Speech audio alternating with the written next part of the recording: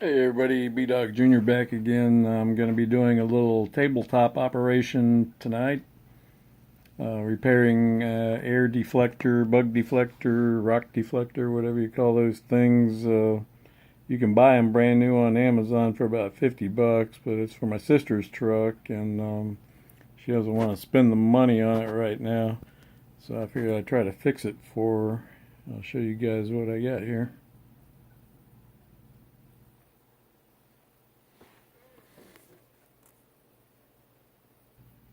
So this is the deflector, and I've already scuffed up both surfaces, this surface and this surface, with some 100 grit sandpaper. You can use sandpaper or wire brush, whatever you got, to just get some fine scuff marks on there. And I'm going to be using this piece of plastic sheet. It's fairly thin, that I cut off of a one of those anti-theft packages. You know, it was off the back of this package for my gas tank protector that I haven't put on my motorcycle yet. So anyway, I was glad I had that handy. But yeah, I'm going to be using the E6000 glue. This is some glue that my sister had, and you can see the instructions there say it takes 24 hours for it to cure up, and up to 72 hours for it to gain its full strength. But anyway, I highlighted that part for you guys. I have a series of clamps I'm going to be using to hold that piece on there until the glue cures up fully. And I did test it out on another piece last night. I was able to pull it off, but it did hold pretty good, so I think it's going to be okay. And it was only like 12 hours, so it hadn't cured up to its full strength when I pulled it off. Anyway, this is the package that it comes in, and it comes with 4 tubes. I'm not sure where she bought it from, but like I said, it seemed to work pretty good on that piece of plastic that I had there, the test piece that I used it on. And I'll have to get with her and see where she bought that stuff from. I want to get this piece out of the way since it's not going to be going on right now. And we'll get ready to glue this piece into place and clamp it. And I don't really expect that the glue and this plastic sheeting is going to be strong enough. So I'm probably going to cut some strips of aluminum, and may wind up using this piece of plastic from some type of socks or something that I bought. I think this came with. I may use that to reinforce it as well with some screws and nuts. So let me get set up to do the gluing here. I got myself a brand new artiste brush from the pack of new brushes that I have here. Being the artiste that I am. And that's what I'll be spreading the glue out with on here to get a nice even flow on there. I don't want to get too much. It's going to fill in the gaps over here on the edges, because I want to leave that to where it's going to fit the contour of the other piece. And I'd have to clear it out, and I have to clean any of the cured glue out of there. Okay, so I'm going to squeeze a little bit out here.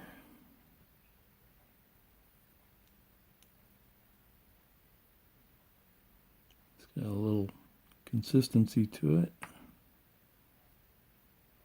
Not too thick, not too thin.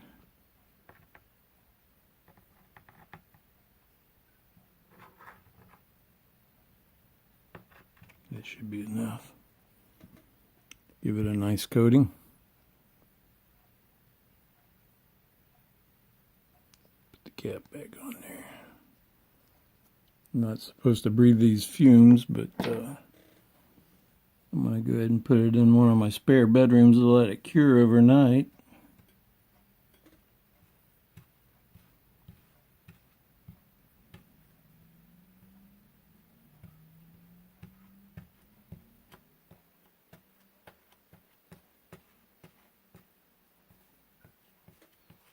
They say that it's known to cause cancer in the state of California, so it's a good thing we're in Florida, huh?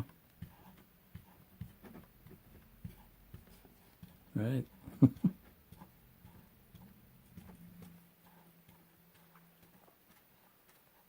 Stuff's getting a little tacky already. I think I might need to put some more on there.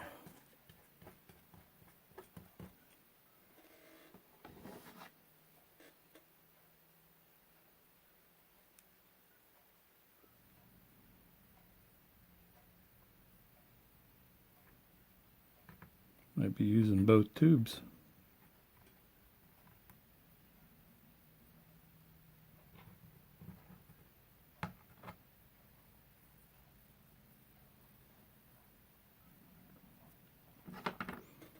Doesn't smell too bad.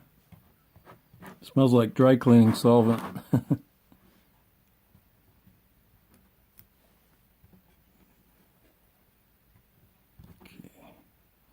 Try to get it into the camera view here.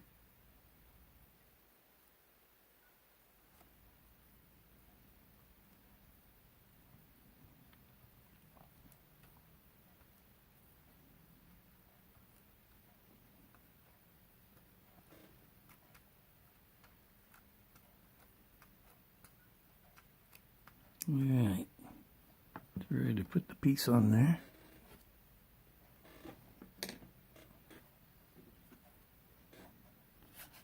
And that's the sanded side.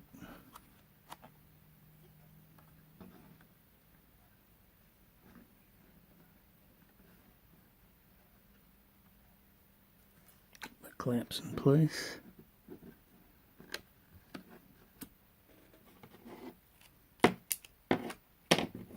How did that happen?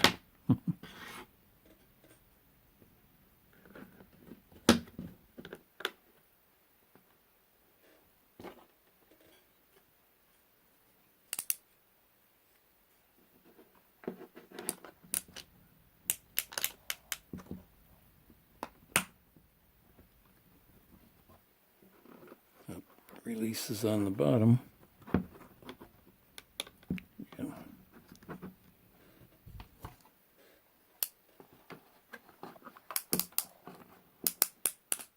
I also have a few magnets standing by in case I need to use the magnets for clamping in the middle. Okay.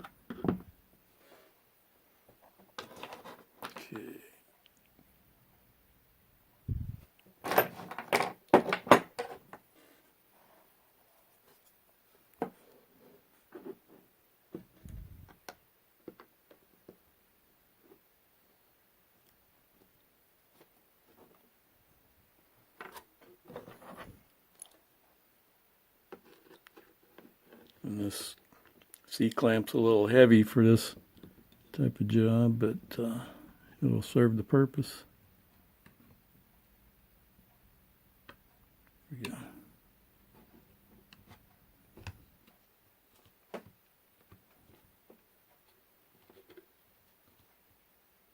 Put my magnets on here.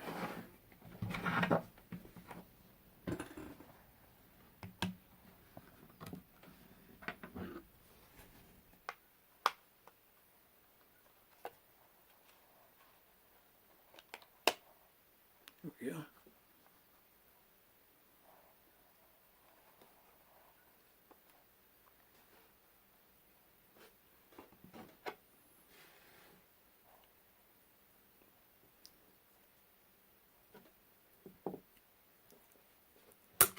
Oops, that wasn't supposed to happen.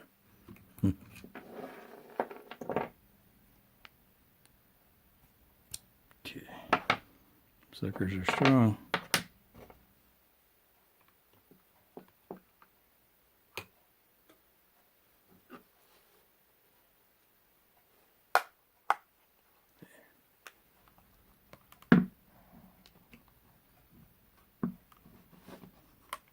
Another clamp on the bottom here.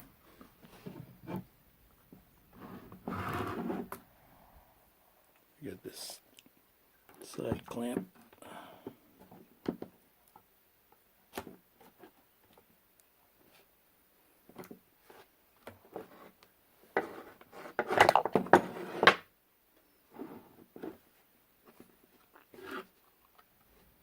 Okay, what else? Maybe another magnet. If I can get one in there without disturbing that one. I'll put the magnet on the bottom and just put this washer on top. There we go. It almost backfired there. Okay. Alright, so I'm gonna put this clamp right there. And that should be pretty well clamped. And I'll let it cure up like that for a couple of days till it reaches its full strength. And see how well it holds. But in the meanwhile, I've got a little trivia question. If anybody can tell me what this part is.